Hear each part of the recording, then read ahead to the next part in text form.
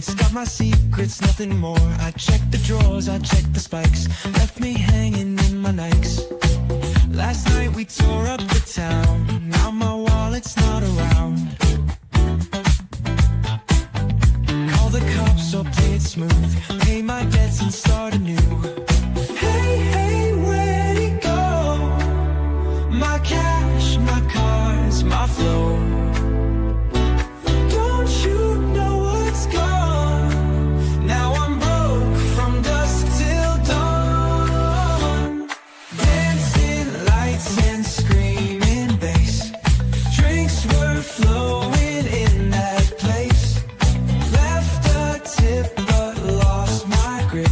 Now my wallet's gonna slip.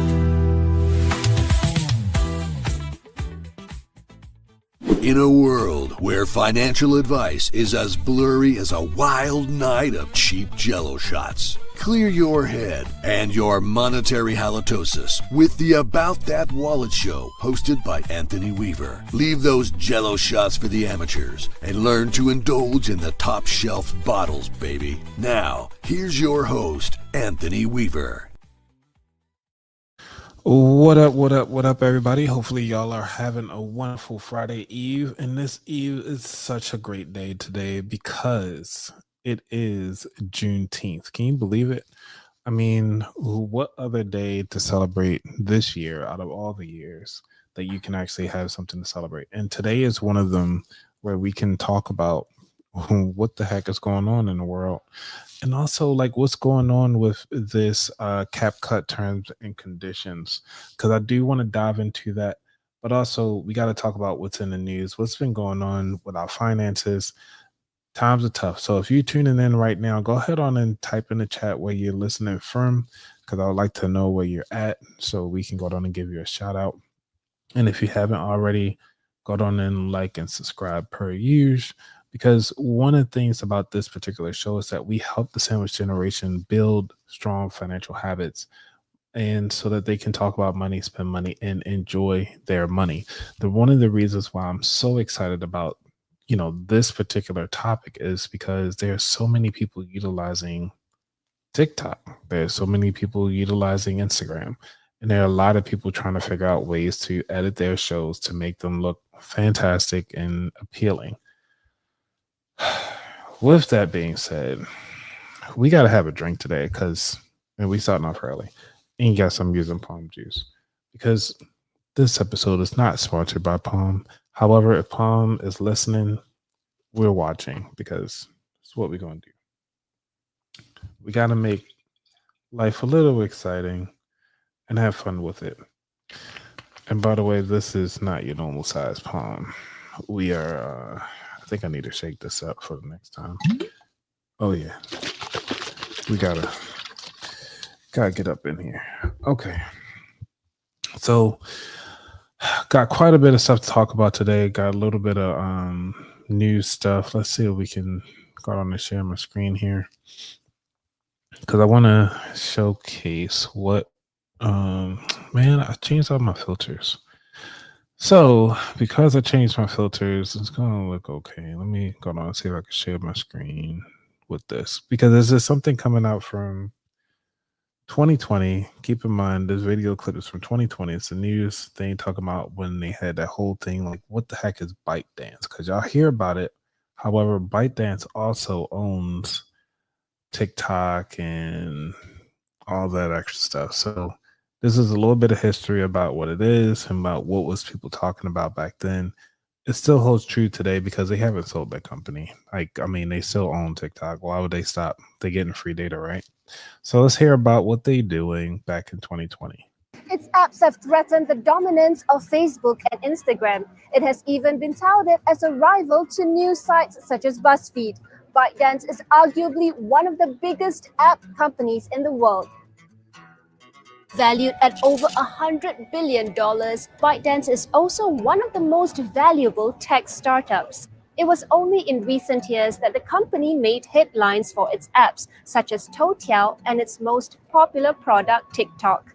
But now the company is finding itself in the crosshairs of Washington amid rising geopolitical tensions between the US and China.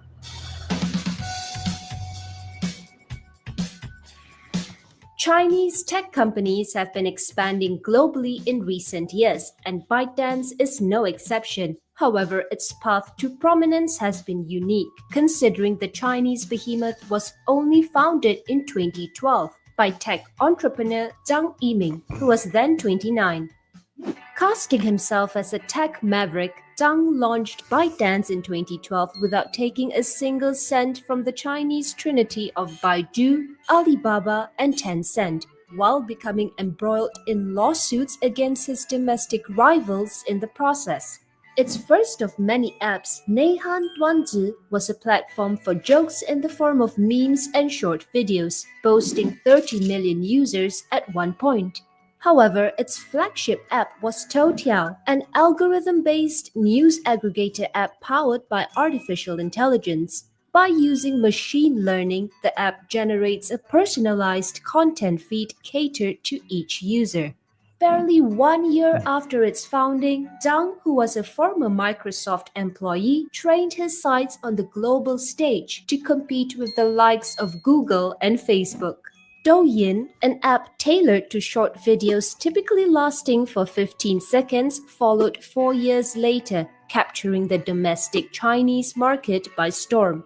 If that sounds familiar, that's because ByteDance managed to replicate its success in Douyin with an international version, TikTok.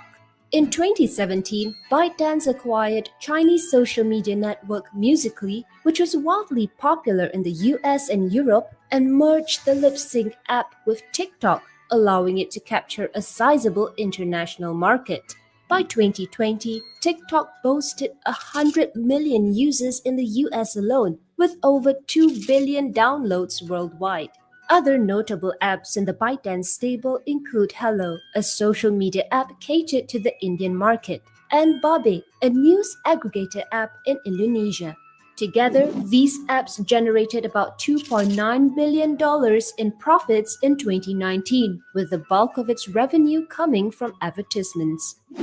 But why are ByteDance's apps so popular? For one, the company's strength lies in artificial intelligence. From video streaming apps to news services, ByteDance leverages on artificial intelligence to draw users to its apps and get them hooked. During the 2016 Olympics, ByteDance co-created an AI writing bot that wrote hundreds of short articles for Toutiao. One such article, which had 50,000 views, was published just 2 minutes after an event had ended. The bot, which has more than 150,000 followers on social media, has since written over 600,000 articles. It is the same AI that powers TikTok, tapping on information such as location data and viewing habits to create personalized feeds that are addictive. In 2019, TikTok was the sixth most actively used app worldwide, with its users spending 68 billion hours on the platform. As the company's fortune rose, so did the scrutiny of its products, amid growing concerns about its Chinese ownership and the privacy of its users' data. In August, US President Donald Trump issued executive orders requiring TikTok to shut down in the US or find new owners within 90 days, citing national security concerns. Despite attempts by TikTok. So this is interesting. I'm gonna come back to that because one of the things that's happening right now, there's supposed to be an extension for the ban. If they're going to continue to ban it, and it's supposed to come out today. So there was actually a news article that just came out today because it just happened around lunchtime. I would say about 12 o'clock Eastern.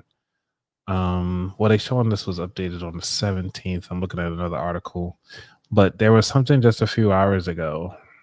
They said 8 hours ago that Trump just recently extended TikTok ban. I'm gonna share this with you all so y'all can see it. And this is like the latest news. Like, you getting it right here, folks. He extends the TikTok ban deadline for another 90 days. The latest extension is the third Trump has given is it that Trump has given TikTok's Chinese owner ByteDance? Let's see, let's zoom in a little closer here. Because as we're talking about the whole latest updates that was happening with the whole controversy of the user agreement, this is very interesting to see what's going on. So President Trump, oh, come on, machine. Okay, shows right here. President, come on. No, let me highlight. There we go.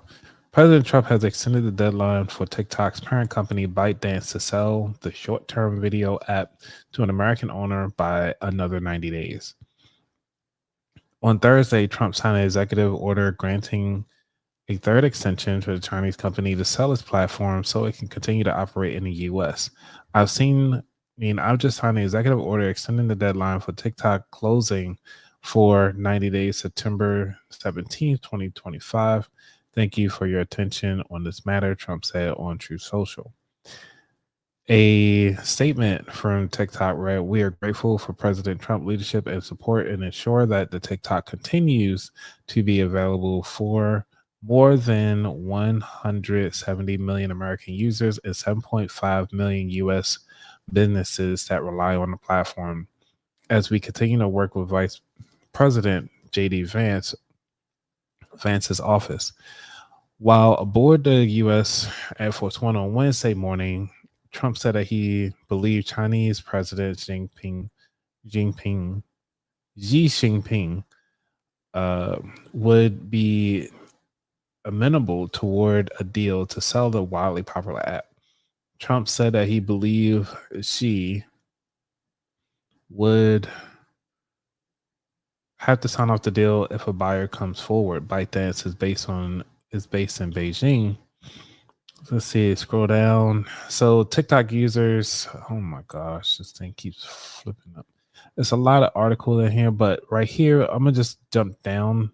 So they're gonna say that top Trump officials were confident that the app will sell, but after sweeping tariffs were placed on China, no deal was made.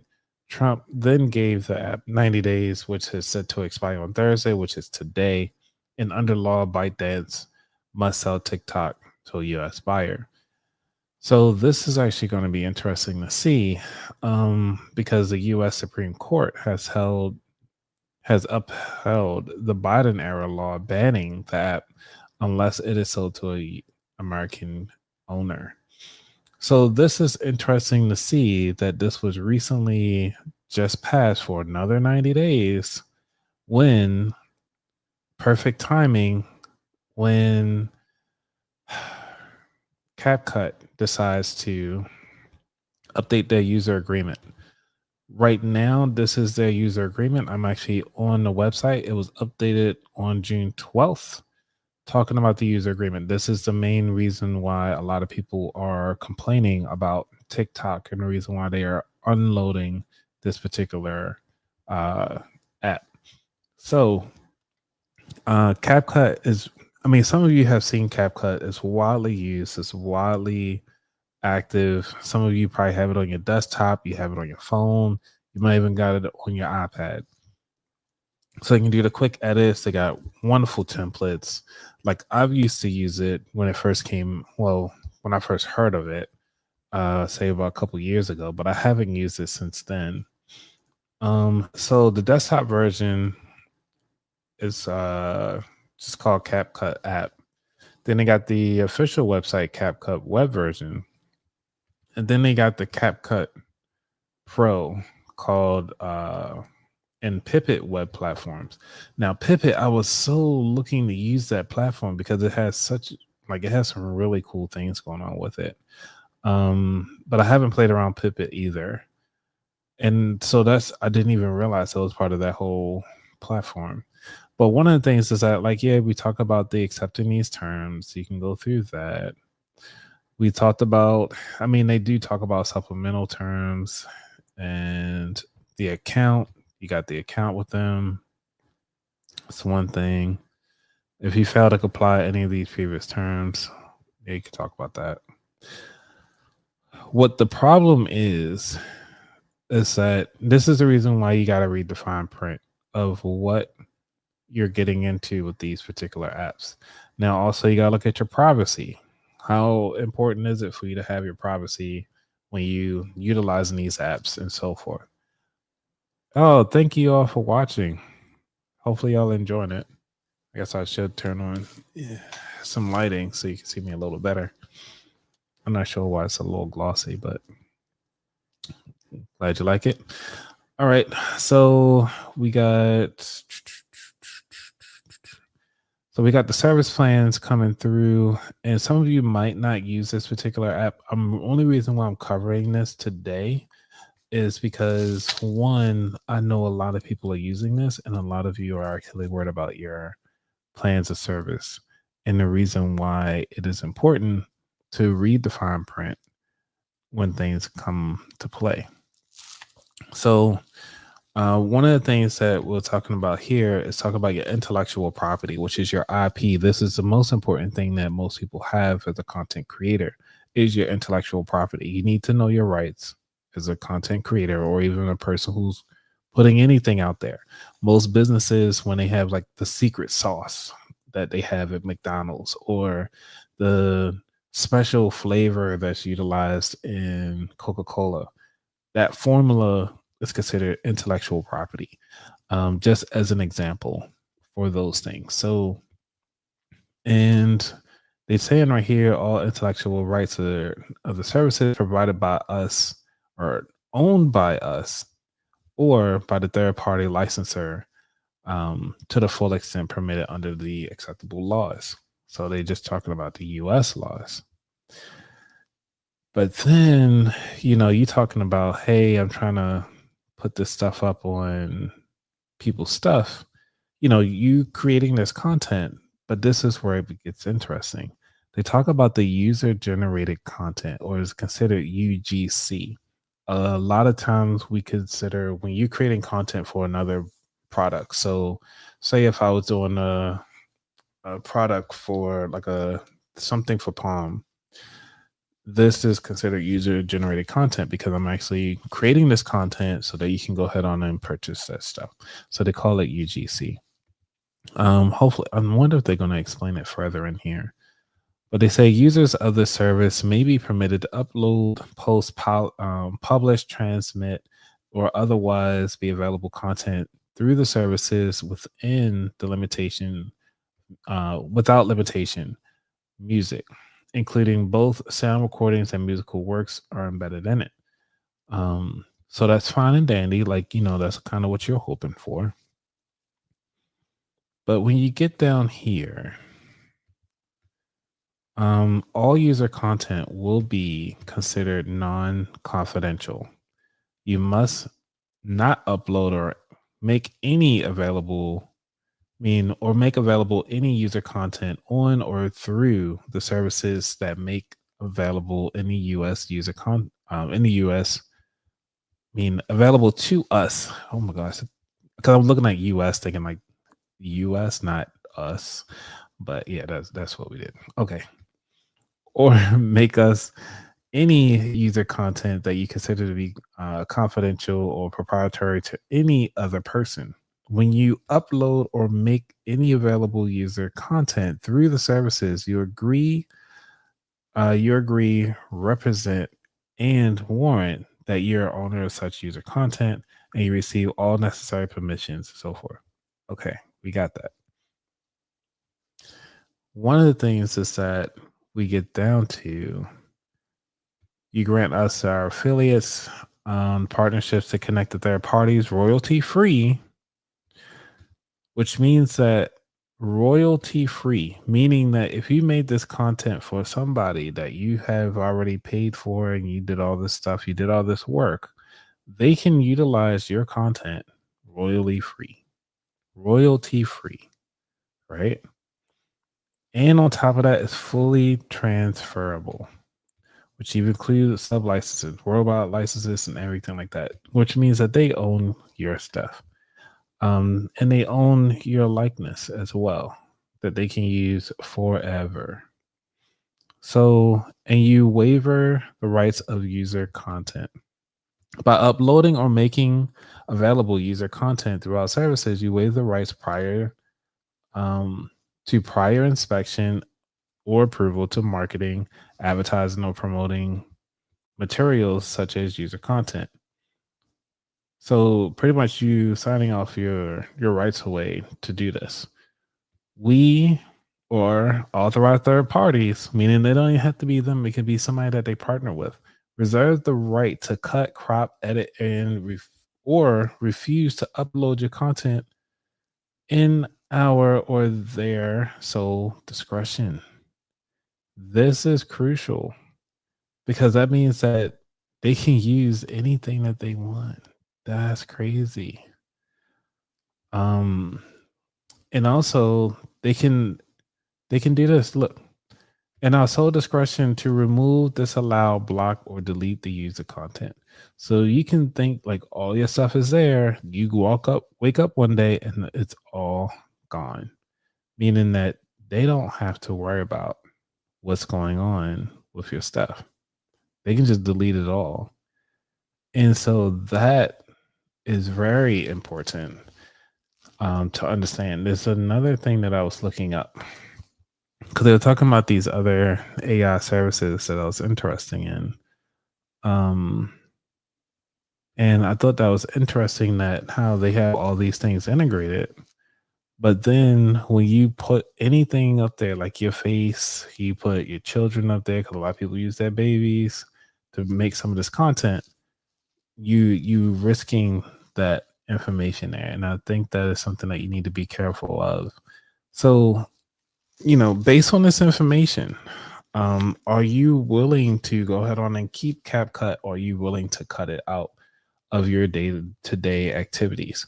I mean, it's easy to use, it's fun to play with, and it has so many other options out there.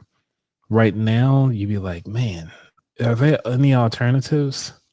That is something that we're about to get into next. But right now, we just take time out for trivia because we got to take a moment here, take a break.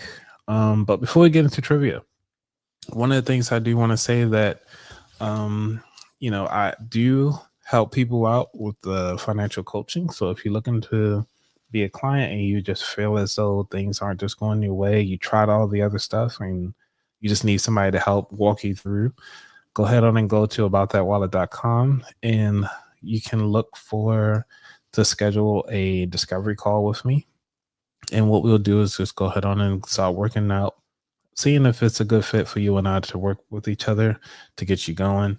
But also, if you just say like, hey, I want to try something on my own first before I come to you, you can go ahead on and check out the aboutthatwallet.com/store, and you can get the simple budget calendar. All right, so let's go on and take a break for trivia, and then I'll be right back.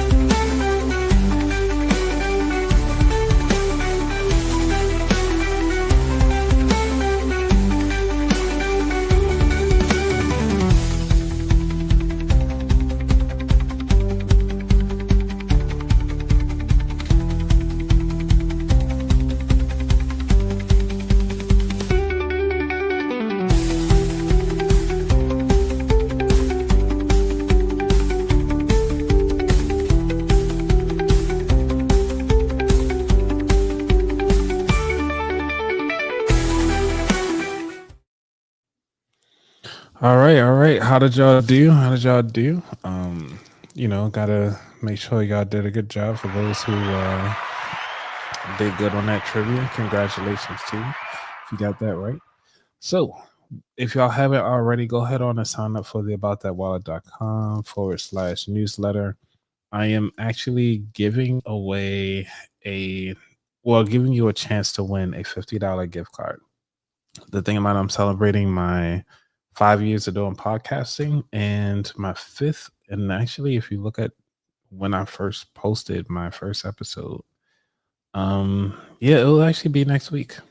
So I need to get out my June newsletter. I haven't done that yet. I do apologize. But if you sign up today, you still get a chance to get into my newsletter. I want to make sure everybody get a chance. So when I send out the newsletter, you just got to fill out the survey, and you go down and get locked in. And I look forward to you all actually winning. So wish you all the best. All right. So congrats on getting the right answer. Congrats. Okay. So one of the things that we're going to dive into today, since we already talked about that, we got to start talking about the alternative to what's the name? Capcut, because Capcut has really taken the world by storm. And one of the things that I did, I don't like I like to cheat, but I don't like to cheat. But I went on and used AI to help me out with coming up with a story to tell you all like how all this stuff works. And let me share my screen, because one of the things, let me see if I can bring it on over. The reason why I had AI help out with this one, because it was just a lot of data at the time, and I just wanted it to read it. So it's going to be like a 6-minute thing. So just listen to this right quick, and let me see if I can share the tab. There we go. Let me know when y'all can see that. And boom. Hey, there we go. Okay. I really don't like this layout. What if I can modify it? Yes, I can modify it in real time. Sweet. Okay. Let me see if I can. There we go. Look at that. Share that in real time. All right. So I use AI to kind of summarize all the latest news that I came up with. And I just put everything together. So see what it had to say. Welcome to the Deep Dive, where we break down tricky topics into clear, compelling insights. Trying to make sense of the complex stuff. Exactly. And today we're diving into Capcut, the video editing app that, it's become a huge phenomenon for millions. Yeah, it makes editing seem so easy, right? Very slick. It really does. But as we'll unpack, using it might also be making your personal data kind of fair game. Our mission today is to, cut through the filters, explore the journey of Capcut. From where it started. Hey, Right, Lisa. its origins, and then look at the pretty significant privacy implications hidden in its good rapid job. rise. Yeah, there's a lot there. Get ready for some pretty eye-opening legal fights. And a closer look at what you might actually be agreeing to when you tap accept. It's often buried in the fine print. So how did this editing powerhouse end up in, legal hot water? Well, it started quietly, didn't it? It did. Capcut was originally called Jianying in China, launched back in May 2019 just for mobile. And then came the international rebrand in 2020. Yep, as Capcut. And it expanded fast. Web desktop versions followed. And the growth numbers are just staggering. Totally. 200 million active users by 2022. Over 1 billion Google Play downloads by January 2025. 1 billion. Wow. And get this, March 2023, it was the second most downloaded app in the US. That's incredible reach. But that kind of speed often attracts scrutiny, right? It certainly did. You saw controversy pretty quickly, like in India, May 2020. Ah, yes, the ban. The Indian government banned Capcut along with quite a few other Chinese apps. Cited national security, user privacy concerns, big red flags. And even though the app sort of works there now, getting full access, like the online bits or official downloads, you often still need a VPN, right? Yeah, that's the situation. So India went for a direct ban, but here in the US, it's more about navigating lawsuits. Different approaches to the same underlying concerns, essentially. Seems like it. What does it tell us about how different countries are handling digital privacy? Here, the legal pressure really ramped up in July 2023. Right, that's when the class action lawsuit hit in Illinois. Exactly. Alleging Capcut illegally harvested and profited from user data. Things like biometric info, geolocation, All without proper consent, crucially. which really brings up that big question. What's the legal view on privacy when you choose to use an app? Yeah, it's tricky. The courts kind of get that it feels like a violation if an app scans your whole camera roll when you just wanted to edit one clip. Yeah. That intuitive sense is there, Right. Seems obvious. but legally, if you voluntarily give information to a third party, the thinking often goes that you lose a reasonable expectation of privacy over that data. So it's like telling a secret to someone you know might gossip. Kind of. The law can see the app as a participant you shared with, not some hidden eavesdropper. It's a really tough legal gray area, especially with apps. Okay, but there was a win for the plaintiffs, right, regarding that Illinois law. Yes, absolutely. Illinois' Biometric Information Privacy Act, BIPA, that was key. BIPA. So what happened there? Well, the court shot down ByteDance's argument.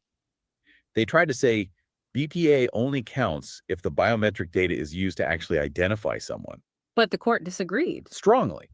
Said the law's plain text defines biometric identifier clearly includes things like voice prints, scans of face geometry.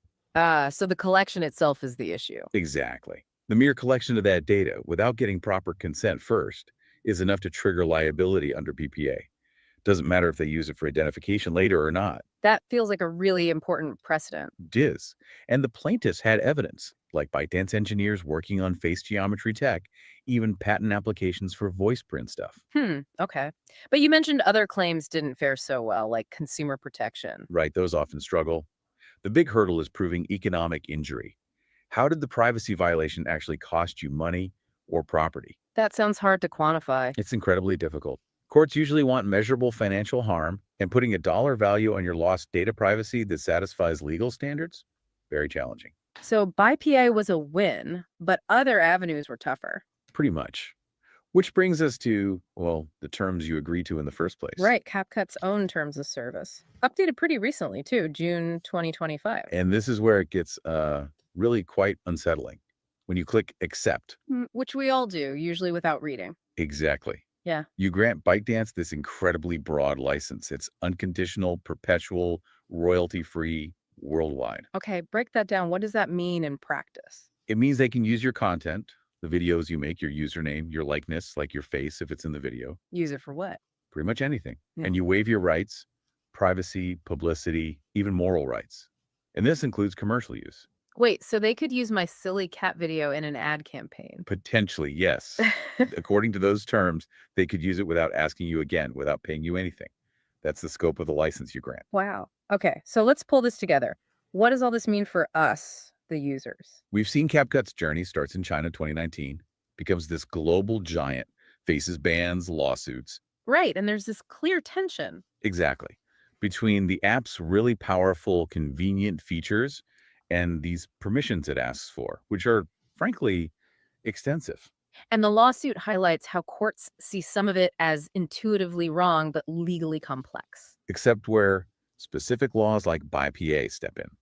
That Illinois case shows that strong state laws can make a difference, protecting things like biometric data collection. But the failure of other claims shows the gaps. And those incredibly broad terms of service you agree to underline just how fragmented privacy law is in the US. It's often described as a patchwork. A patchwork, yeah. Not one single comprehensive federal law covering everything. Which puts the onus back on us, doesn't it? In a world with these super convenient digital tools, but this messy legal landscape for data. What's our responsibility? Yeah. Are we as users really understanding the permissions we're granting?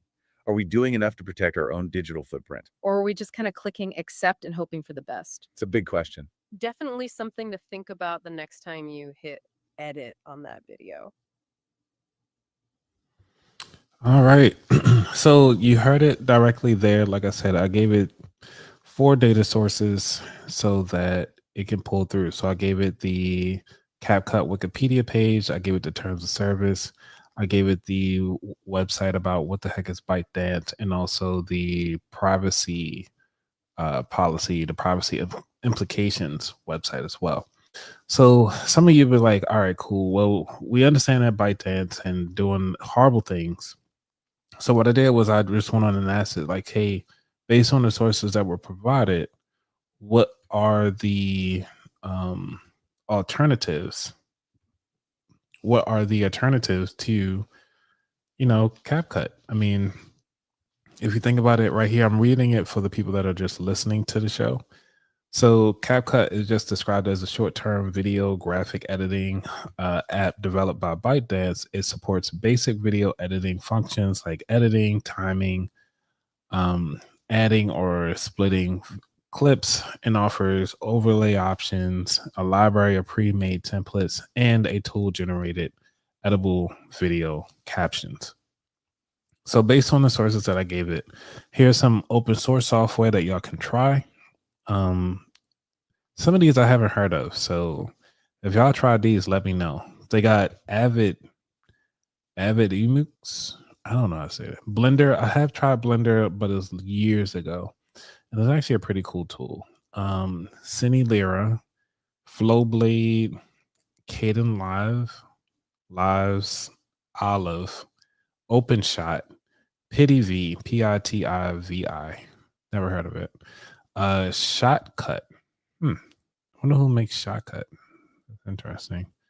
They got Freeware, which is Apple iMovie. I use Apple iMovie for a lot of my stuff. You got Clips in the iOS. So if you have a Apple phone, you can actually look into the app called Clips, which is free. I've heard great things about it. You got Lightworks, you got VSDC, free video editor. Never heard of it. Microsoft Video Editor. That tool is actually pretty good. I've seen that being utilized, but I've used it years ago when I used to have a Windows machine. Now, these other softwares, you have to pay for to kind of use them. You got Adobe Premiere Elements. You have Adobe Premiere Pro, Blackbird, Clipchamp, DaVinci. I've used DaVinci Live with you all some time ago. I'll say maybe last year. But this tool is actually really good. I haven't, because I was trying to utilize it for cleaning up some of the grainy video footage last year, but it couldn't do it. I still haven't found an AI tool that does that yet. But if y'all found an AI tool that can take grainy video footage and clean them up and make them look a little cleaner, let me know, because I'll be all over it. They got something called Edis. Never heard of it. Final Cut Pro. This is like this is expensive software, Final Cut. And they got so many other ones. Pinnacle Studio, that's another good one. Retouch for Me. I'm like, who's touching me? I'm not touching me. Who's touching me? I might have to check this one out, because this one actually looks interesting. What is this Retouch for Me? Hopefully it doesn't take me to one of those wonky sites. Oh, so this is cool. Let me go down and click it. I'm going to share it with you guys in a moment. Look at this. This is nice. So you can retouch stuff in real time. I like it. And I am not accepting any of these. All these extra cookies. Why everybody want me to have their cookies? I don't want their cookies.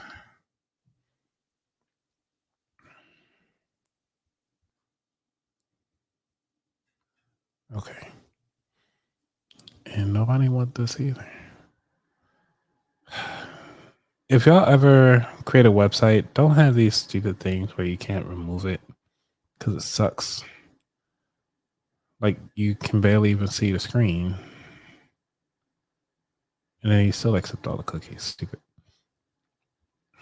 So you got all this retouch video footage. I might have to play around with it some more. I like this. And actually, oh, this is one of those like, hey, we only can do it for a certain amount of hours, and they want to charge you for it. How much time do you need per one photo?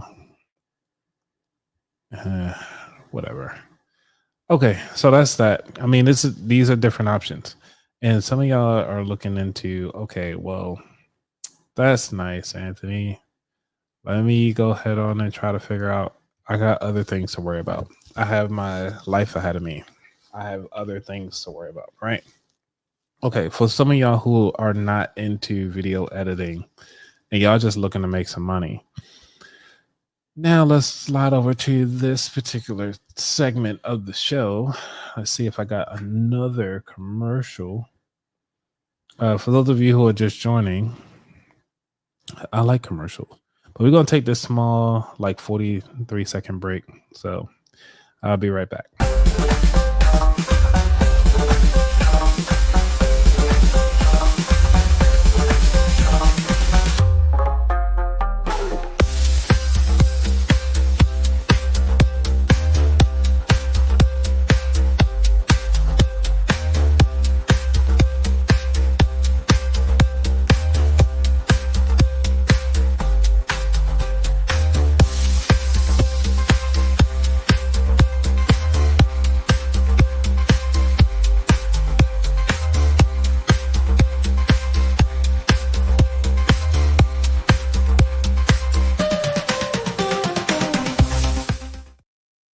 All right. Hopefully, y'all enjoying these little small segment videos.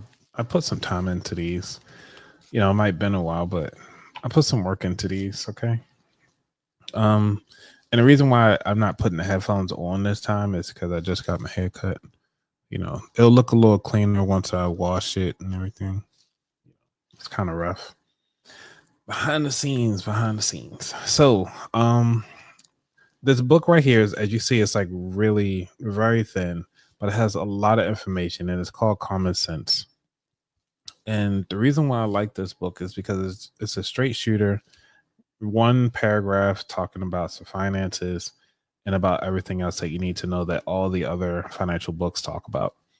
One of the things that they have here is talking about adjusting your lifestyle, but he says adjust your lifestyle, but then the next one down, it says talking about earn additional income. A lot of the times that we fall into these traps where we feel as though money has always been a thing and we're always trying to figure out how to make some more money, and we just got to make it happen. Okay, I mean, let's be honest, our lifestyles that we want to have is far beyond the lifestyles that we really should be living. You should be a minimalist if your money isn't be able to help out other people. So let's look at it this way. Okay, they say right here, earn additional income. Again, remember, this is just for educational purposes only. I'm only here to provide information. Talk to a financial specialist, your financial specialist, about all the things that you need to discuss about finances. Okay, that's my disclaimer.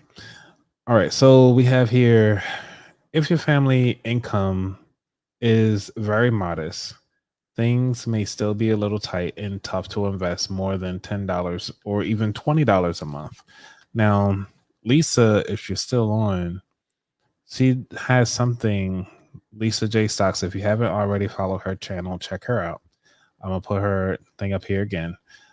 Check her out. Check out her channel. What she's doing some great things talking about stock investing, how to do majority of the bulk investing. So it's like a one-stop shop.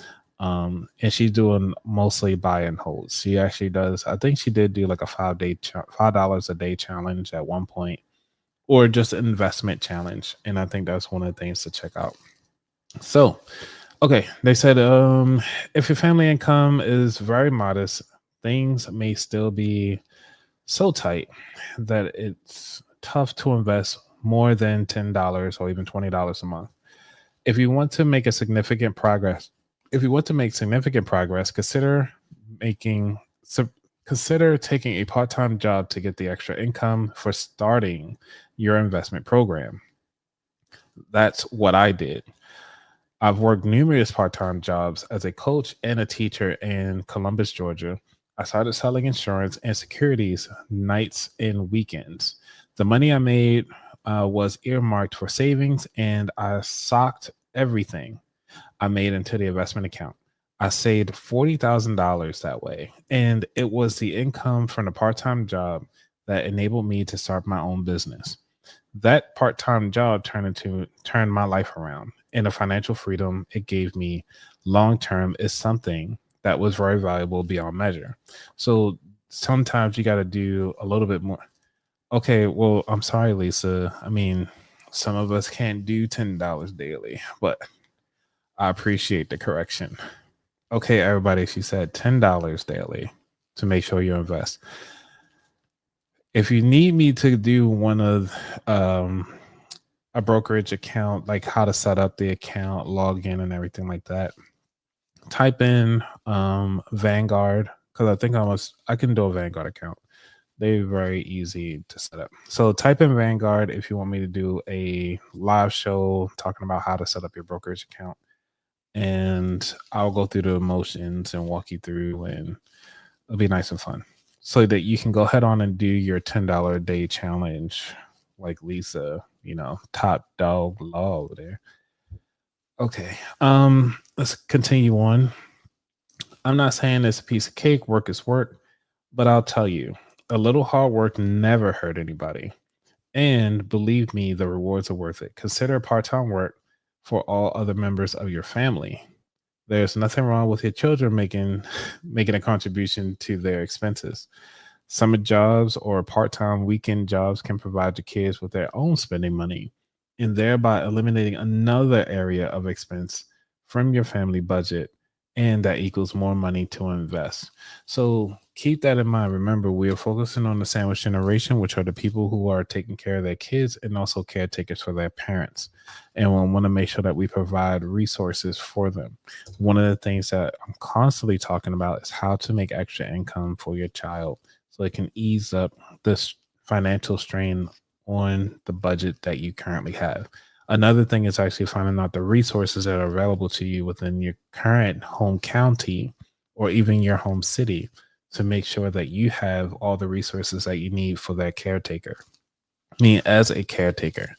And on top of that, you get tax breaks. We talked about that with Angelina King. We talked about that last episode about for the caretakers, how you actually can get money back on your taxes because you're actually spending the money to care for a family member. So there's so many rules and regulations around it. Again, I'm only giving you but so much today because I want you to at least start doing your own research. Everything is at your fingertips. You have the internet available. You can always ask me anything. Just throw something in the chat if you want me to do a deep dive into it. I know a lot of people have been asking me about business side of this house. What do you want to know about your business? How to use particular AI tools? How to use different services like the one I'm using now to stream to the multiple platforms so that you can reach your audience where they are at. And one of the things that I'll be pivoting my business to is focusing on helping members in the sandwich generation to with their businesses. So I'm not giving up finances completely. It's just that I'm pivoting who my audience is. I'm just fine tuning it. And I'm gonna still continue to be the resource for you because we need resources to help us get along. And also we need systems and processes in place. So I might start doing that going forward. It's talking about putting processes in place for your family so that you can continue on to make some money, to continue on having a successful life and a life that you want to live and lead, because tomorrow's never promised. But what you have right now, if you act as if tomorrow wasn't promised, go ahead on and send out that email. I'm telling you now, send out that email. Go ahead on and plan that trip for tomorrow or next month or something like that. I want you to start focusing on what you can do today so that you can be successful tomorrow. All right, everybody. I'm a little short, but I gave you a ton of information about ByteDance. You learned about different alternative tools and also what the heck ByteDance is. And hopefully this was educational. If you felt that it wasn't, please let me know as well. Because if you like for me to come on here to kind of talk about the latest information on how it's actually impacting things, let me know. I'm curious to see. I'm always willing to learn, as you all know. And yeah, so if there's anything else, has anybody been doing good? What y'all been up to lately? Any financial questions y'all have? I mean, I'm gonna leave this for like the next. I'll hang around for a couple minutes, see if y'all have anything. Because if not, I mean, I can sit here and ramble all day. I mean, I'm not sure if y'all want to see me ramble all day, but let's see. We can play around with some AI tools if y'all want. Always got something to talk about. Some lo-fi music on. This sound like. Oh.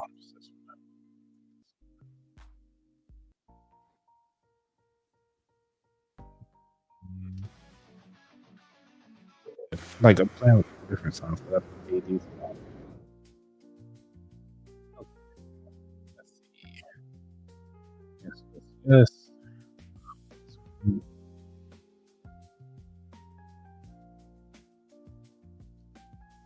So for those of you who are listening to this, I actually made this using AI.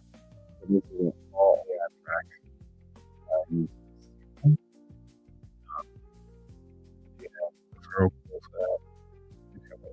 But we had a lot of. I haven't been there. Somebody asked. Oh, I found out a new cool tool by the way.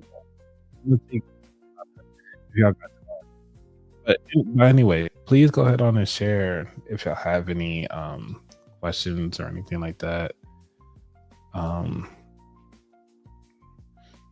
Because there is a app. There's a website that you can create a mobile app in no time, like in seconds. So let me go ahead on and share that right quick. Share screen. Because one of the things about creating an app, this is actually pretty cool. So I saw this ad and I was like, let me try this out. I wonder if I can do that. So that right here, it says like, build a mobile app fast. Rourke or whatever it's called. Builds complete cross-platform mobile apps using AI and React Native. Why my music stopped? Okay. So what I can do here, let's see, what should I make an app about? Let me know what y'all want. What should I make an app about? Because I was thinking about if I create an app for my podcast and it has all like the podcast. Ooh. I'm not sure if y'all remember this, but when I first started doing this show, I used to do these cards right here, right? And these cards are by like pod. Let me do one of these. It's because of the lighting. And these cards were actually good for questions for podcasters who didn't know how to, or having like brain farts when they're asking their guests on what to ask. So like even like podcast like episode ideas. And I thought this was actually pretty cool. They actually had an app as well. But they stopped supporting it. They just stopped updating it. So I just stopped paying them. So it was like whatever. Okay. Let's see. We have a savings challenge, no spend. I can do an app for that. That sounds cool. Something simple. How much money shall we put aside if you want to take a train across country? I guess you're gonna need more parameters. Like you gotta think about the time of day, what part of the country you're trying to go to, where your starting points. What do you want to see? Like, think about it. AI, you have to give it as much information as possible, because one of the things is that, like they say, you trash in, trash out type deal. So, you got to be careful about what you put in there. So that's why I try to be as detailed as you can, saying like, hey, I'm traveling by myself. Are you traveling with multiple people?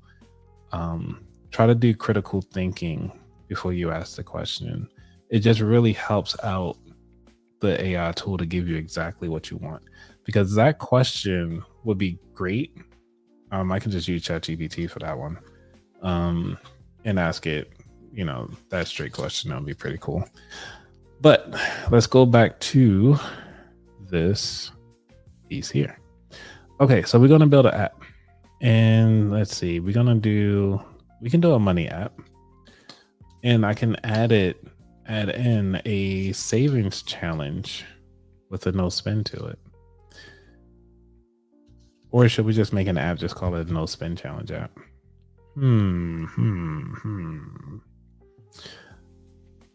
Thinking broader, where the app generates. Have you seen those apps where, not the apps, but they got like the challenge mappings. So you can actually have each dollar corresponding with each space or each thing, and it colors it in. And so the app can actually create that. What do you guys think about that? I think that would be fun. And I think that would actually make the most sense. Well, I'm holding off. I'm gonna see what y'all think first. There is something that I wanted to share with y'all, because I would just want to say thank y'all again, because my show has been growing over the years, but it seems like I needed to go further than what it is. So I'm gonna let y'all see this, because like right now globally, my podcast is in the top 10%. And the listening score, they say that the highest the score is, it depends on how popular it is. So I'm at 29 right now, which is actually pretty cool. With all this long time, but also there's a lot of competition. So I'm at the top 10%, which is good. I'm trying to get to like the top 5%.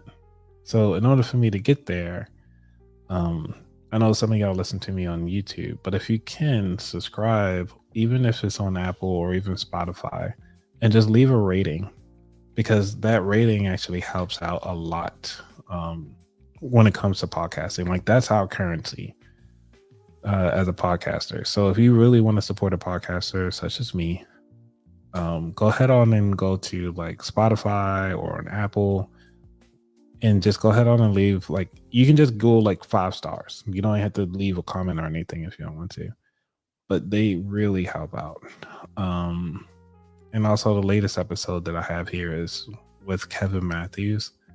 And even if you say like, hey, I left the 5-star, I just want to get one episode in, download an episode, and you don't even have to listen. You can listen to it. Let me know what you think. But every download counts. So just wanted to share that right quick. Okay, so let's back to this app. One of the things that I know we're going over, but this is because this is us just playing around. This is going way beyond what we need. So for this app, I'm not sure if I'm gonna save this for next time, but I want to say an app that I want to build. I want to say make an app.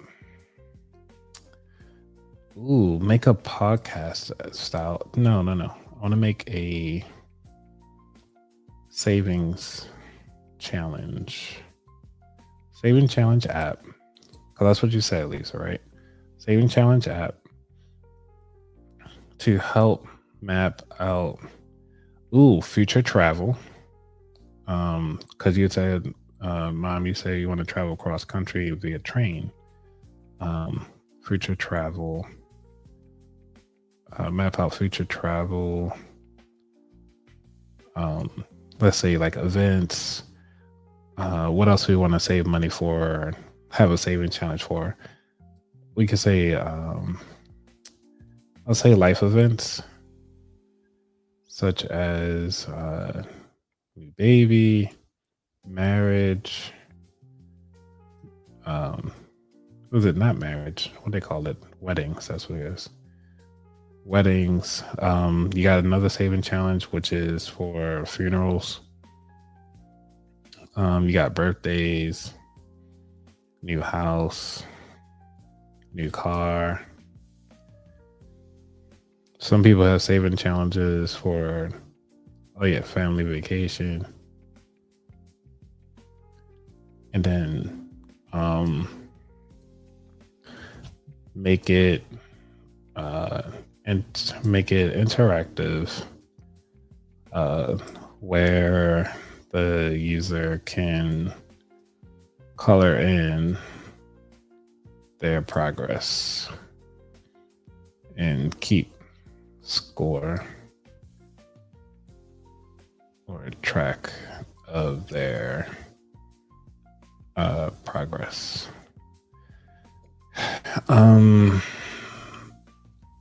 What do you think? Y'all think that'll be good? Okay, I'm gonna just kind of see what we go with that. And yeah, so let's see. All right, let's see what it do. And we can continue with Google. Use one of my other ones. Yeah. Do your thing. Oh my gosh, I heard about you on Instagram. Personal projects. I guess I'll be an educator. Ha. How technical are you? Non-technical at all. Let's go with that. What are you building at work? And that, let's say entertainment. Yeah, we can do multiple productivity. Let's do productivity. It's fine. Come on. See, this is the reason why I love AI. Like, while I'm sitting here sipping on some pomegranate juice, it's generating me a whole app. Like, a whole app with a QR code in a matter of seconds. Like, I'm not sure about y'all, but it takes a long time to really come up with a whole app. And it usually costs about anywhere between $10,000 just to create this. And so, like, right now it's doing all of these things right now. Like, you can't beat this. This is amazing. Like, I'm not sure about y'all, but like, AI is really going to make us work more, because all the things that it's able to do, it's ridiculous. Like, it's so cool.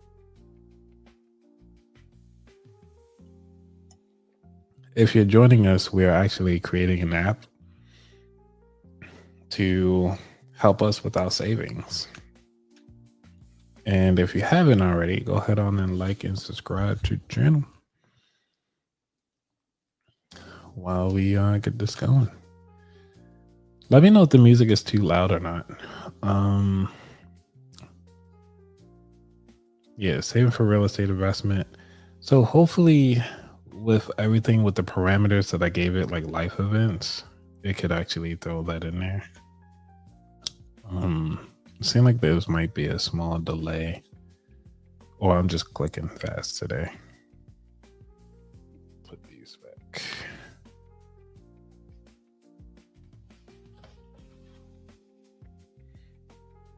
Okay, well, while it's building the app, I'm gonna ask you all a question. Let's see what we got here. They got WTF. I remember I used to put these up. It's like the apps and everything like that. Like, use my phone to do it.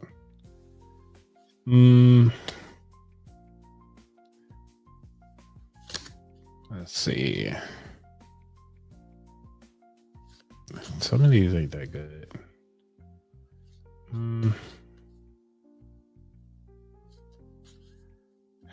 These, I think I can do better questions. Coffee mug.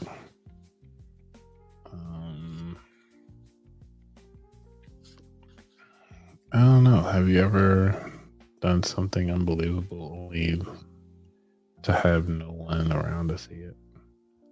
That's cool. I mean, all right, let's ask this question. I'm gonna ask this question. According to this thing here. Oh, this is perfect timing. They said, what's the most embarrassing or worst thing your parents ever caught you doing? That's the question. I think it might be backwards on you guys in. Let me see if I can flip my screen around. But if I flip my screen around, will that impact you guys? Let's see. Do it that way. Oh, now my face is covered up. Okay, but at least the wording is right. All right, so this is the question.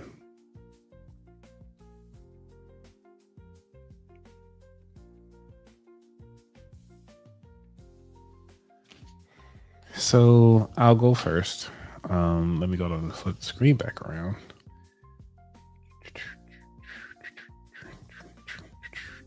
Okay, the most embarrassing thing my parents ever caught me doing.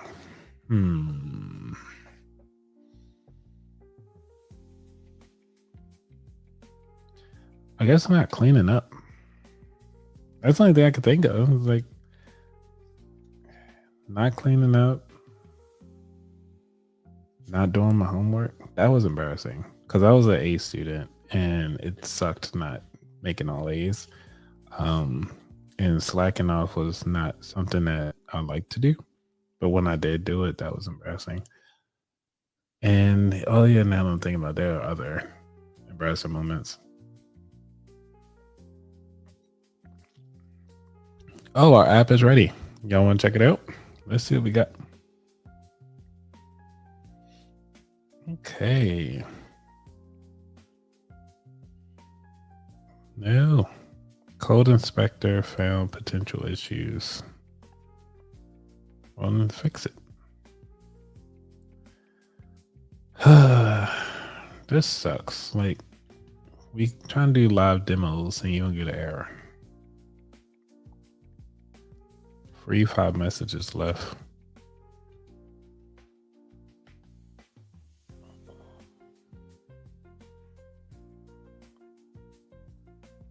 So now I gotta go fix the errors. Great.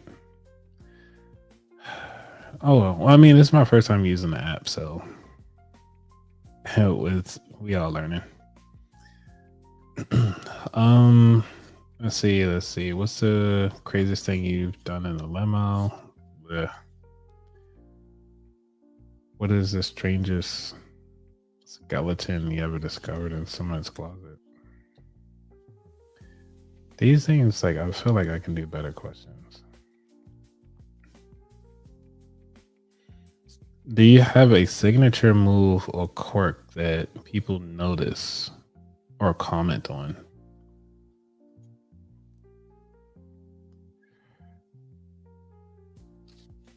That is something to think about. I'll say my quirk. Do I have a quirk or signature move? That's interesting. I don't think I have one. Well, I think there's one thing that a lot of people do, and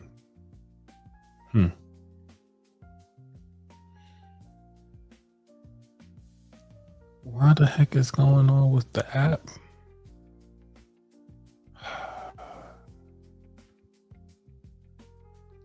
That sucks.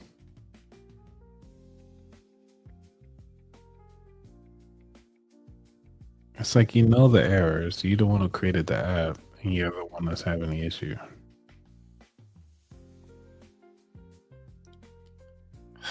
I don't know what this thing is. It's doing. All right. Well, this is a bad demonstration. All right. I'm gonna just stop sharing it because it's not getting us anywhere. All right. I'm gonna just call it a night because it's things ain't working the way I wanted to. And you know, that's the thing about technology. When it's new, it's prone to errors. So at this point, I wish you all the best. I'm actually thinking about doing a 2 hour or even a 3 hour show just because why not? See what happens. Probably do like a 7 to 9. That's only 7. That's 2 hours. Yeah, so about 7 to 9. If I do a 7 to 10, that'll be interesting. I'll at least get the West Coast folks in there and see what they say. But anyway, I wish you all the best, everybody. Y'all be safe as always. And remember to go ahead on and subscribe to the About That Water podcast. Y'all be safe. I'm out. Peace.